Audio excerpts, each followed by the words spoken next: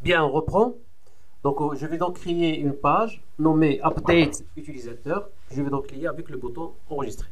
La page sera donc nommée Update utilisateur. Ce que je vais faire rapidement, comme d'habitude, je vais donc créer, je vais copier une des pages Update. Je vais prendre par exemple, la page Update filière. Update filière par exemple. Donc, copier-coller. Donc, CTRL-C, CTRL-V. Update utilisateur.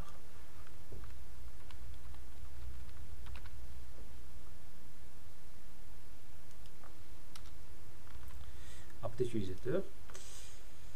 Bien, donc update utilisateur. Je vais donc modifier quelques. Puisque la page edit, l'envoi des données de la page edit, c'est on utilise la méthode post. Donc là, on va utiliser donc la variable globale post. On a toujours pour s'identifier, pour se connecter à la base de données. Là, donc, j'aurai besoin de l'ID user. ID user.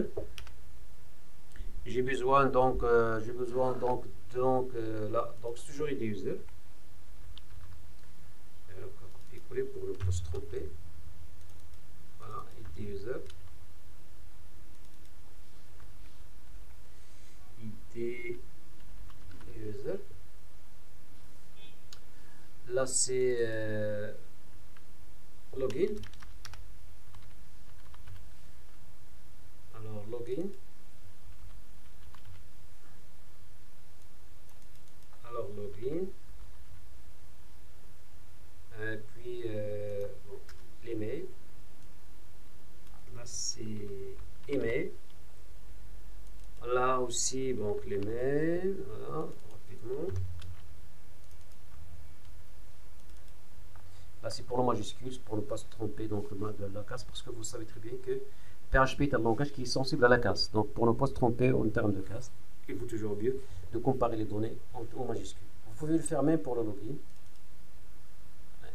Mais ça reste login, c'est pas grave. Donc, ça reste un paramètre de sécurité. Parce que si on trompe de casse, on devra ressaisir le login. Là, c'est la requête update. Update quoi? Update utilisateur.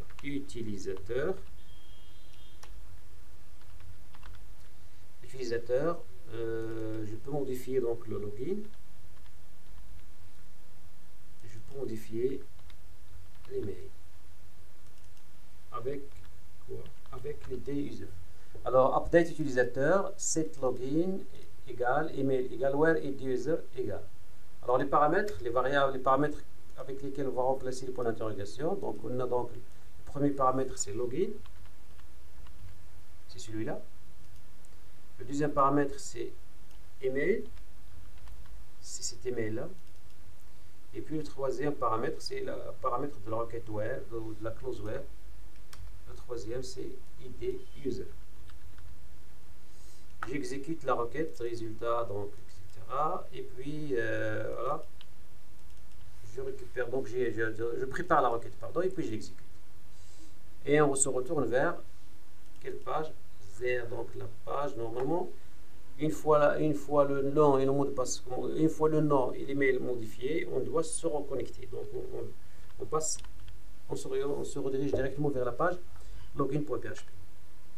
Si tout se passe bien, donc on aura donc la modification et la reconnexion de l'utilisateur. Et on teste ça. Donc j'actualise.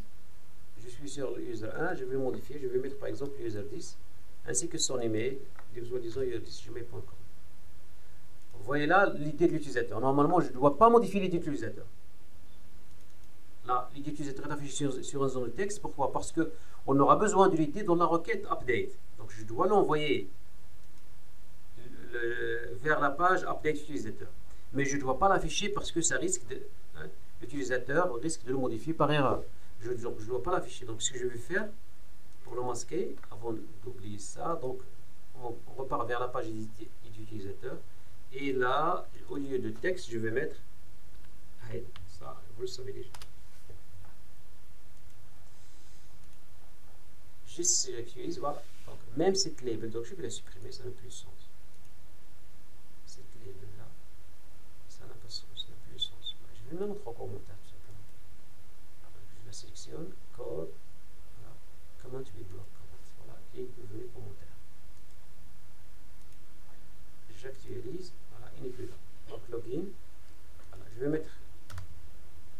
exemple 10, login 10, pardon, user 10, son email user 10 Gmail, enregistré, hop, je suis donc redirigé vers la page login. Alors si je teste de se connecter avec l'utilisateur user 1, elle est toujours là. Donc ça veut dire que l'enregistrement n'a pas réussi. Il y a une erreur. On a donc une erreur quelque part. Je vais donc refaire la tâche. User 1, donc au lieu de user 1, ça sera user 10. Enregistré. Donc il y a un problème. Je crois qu'il y a un problème au niveau de l'enregistrement.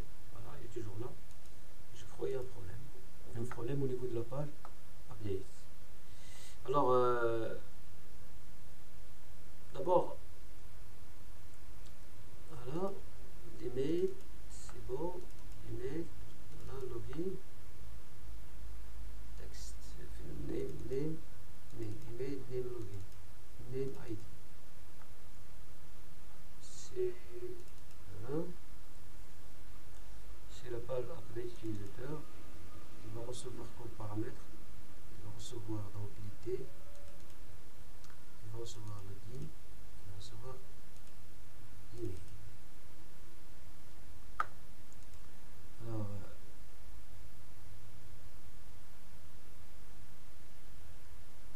ok, je récupère l'ID de l'utilisateur, j'ai nommé la case ID user. Ah, voilà le ID user. Je dois nommer cette zone de texte par ID user. Là c'est login et là c'est email. Je crois que c'est l'erreur commise. Je vais donc actualiser la page. User 1. Je vais mettre 10 au lieu de 1. Et également là, user 1 au lieu de user 10 au lieu de 1. Enregistrer. Je vais essayer de se connecter avec user 1. Normalement, ça n'existe plus. Erreur. Login au mot de passe incorrect. Ok. User 10, je crois, mot de passe 1, 2, 3. Voilà. On s'est connecté avec user 10. Si je passe maintenant vers l'utilisateur admin, on voit ce qui s'est passé. L'utilisateur admin, c'est le mot de passe 1, 2, 3. Ne pas enregistrer les utilisateurs. Là, j'ai l'utilisateur user 10. C'est modifié, c'est parti. Bien. Alors, deuxième partie de la deuxième modification, c'est la modification du mot de passe. C'est ce qu'on va voir dans la vidéo prochaine. À tout de suite.